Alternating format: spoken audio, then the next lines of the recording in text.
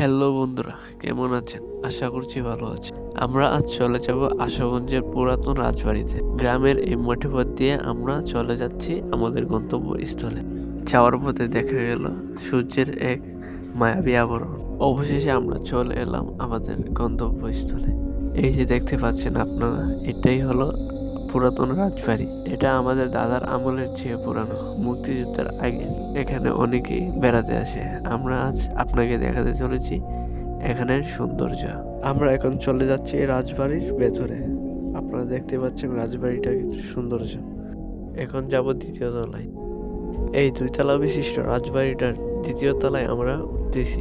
দেখুন সিঁড়িগুলো কত চিকন ও গোল। এগুলো সোজা উপরের দিকে গেছে। এখন আমাদের এগুলো দিয়ে উপরে উঠতে হবে। উপর থেকে সিঁড়ির ভিউটা আপনাদেরকে দেখাই, দাঁড়ান। দেখুন গোল হয়ে নিচের দিকে যাচ্ছে সিঁড়িগুলা। তার সাথে ছাদ ভাঙা এই রাজবাড়ির সৌন্দর্য দেখুন। নিচে উপর দিয়ে ছাদ ভেঙে গেছে, আর এখান দিয়ে যাওয়ার একটি রাস্তা আছে। ভিডিও করার সময় দেখতে পেলাম যে পুরা রাজবাড়ির মধ্যে এই একটা জায়গা সবচেয়ে সুন্দর, যেখানে আপনার সবাই ছবি তুলতে পারবেন।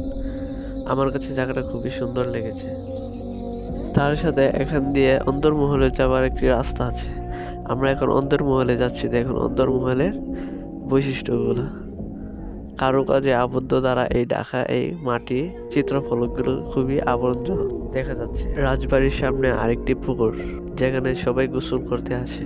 আগেও রাজবাড়ির সকলে এখানে গোসল করতো। রাজবাড়ির পারিবারিক পুকুরখানা ছিল।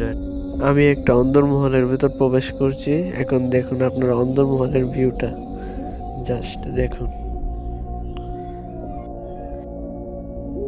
দোতলা থেকে রাজমহলটা দেখতে এরকমই দেখা যায়।